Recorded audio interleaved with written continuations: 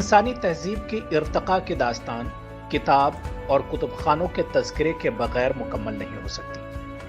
جب انسان کا ذہن کاغذ اور تحریر کے تصور سے ناآشنا تھا، تب بھی وہ ریت اور پتھر کی چٹانوں پر آڑی ترچھی لکیریں کھینچ کر اپنا مافی الضمیر دوسروں تک پہنچاتا تھا۔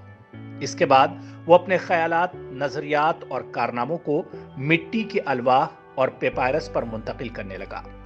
تحریروں اور دستاویزات کے ان ذخیروں کو جس جگہ محفوظ کیا گیا، وہی کتب خانے کی ابتدائی شکل تھی۔ اس طرح پہلے انفرادی یا ذاتی اور بعد میں عوامی کتب خانے وجود میں آئے۔ کتاب کی ابتدا کی تاریخ جو ہم تک پہنچتی ہے، اس کا سراغ ہمیں دو مشہور اقوام کی تہذیبوں کے مطالعے سے ملتا ہے۔ وادی دجلہ و فرات سے برآمد ہونے والی مٹی کی الواح نما کتابیں اور وادی نیل کی تہذیب مصر سے برآمد ہونے والی پیپائرس یعنی درخت کی چھال سے تیار کیے ہوئے کاغذ پر تحریری مواد، یہ دو قدیم تہذیبوں کی ابتدائی زمانے کی تحریریں کتاب کہی جا سکتی ہیں۔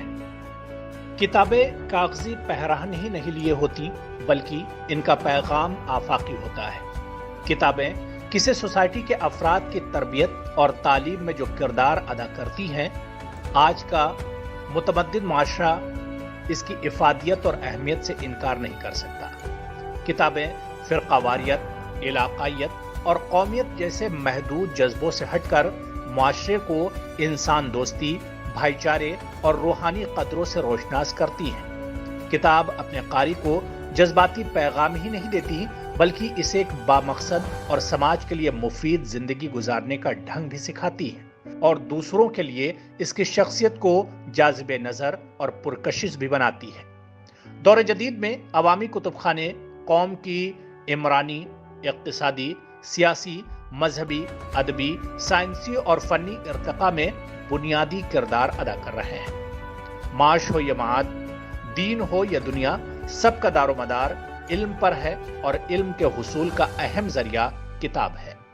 قلم، تحریر اور کتاب نے انسانی تہذیب و تمدن کے ارتقاء میں ہمیشہ تاریخ ساز کردار ادا کیا ہے۔ کتاب اپنے ارتقائی مراحل سے گزرتے ہوئے مختلف روپ اور شکلیں دھارتی رہی، مگر اس کا پیغام لوگوں اور قبیلوں تک کسی نہ کسی طرح متواتر پہنچتا رہا۔ اس پیغام کی روشنی میں اہل دانش اور مفکرین نے اپنی قوموں کے لیے گراں قدر کارنامے انجام دیے ہیں۔ آج کی ترقی بلا شبہ کتاب کی مرہون منت ہے۔ انسان نے وقت کے ساتھ ساتھ اپنے خیالات، اپنی ایجاد کردہ آلات کی بدولت کہیں سے کہیں پہنچا دیا، جبکہ 20ویں صدی کے اواخر سے ہی انسان نے چاند اور سورج پر کمندیں ڈالنا شروع کر دیا۔ علم و سائنس کی ترویج و ترقی کے موجودہ دور نے انسان کی ترقی کے گزشتہ تمام ریکارڈز کی بساط الٹ دی ہے۔ سائنس و تحقیق نے دنیا کی تنابیں سمیٹ کر رکھ دی ہے۔ اطلاعاتی سہولتوں کی بدولت تحقیق اور ایجادات ہر سال، ہر ماہ اور ہر لمحہ کوئی نہ کوئی حیرت انگیز کارنامہ انجام دے کر دنیا کو ورطہ حیرت میں ڈال رہی ہے۔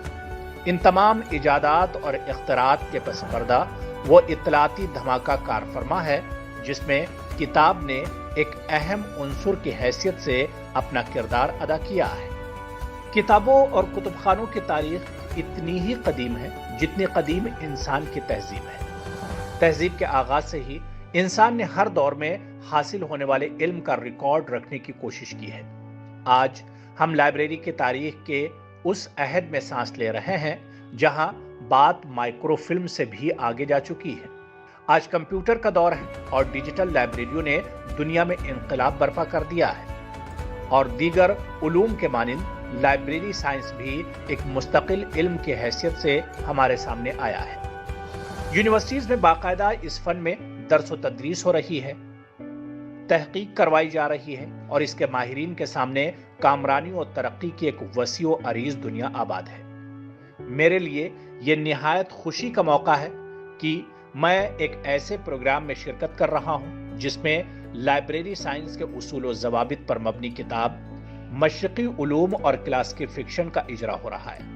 میں کتاب کے مؤلف جناب عبدالرحمن خالد فلاحی کو تہہ دل سے مبارکباد پیش کرتا ہوں اور دعا گو ہوں کہ ان کی یہ کاوش مقبولیت سے ہمکنار ہو اور علم و کتاب سے دلچسپی رکھنے والے تمام لوگ اس سے استفادہ کریں۔ بہت شکریہ۔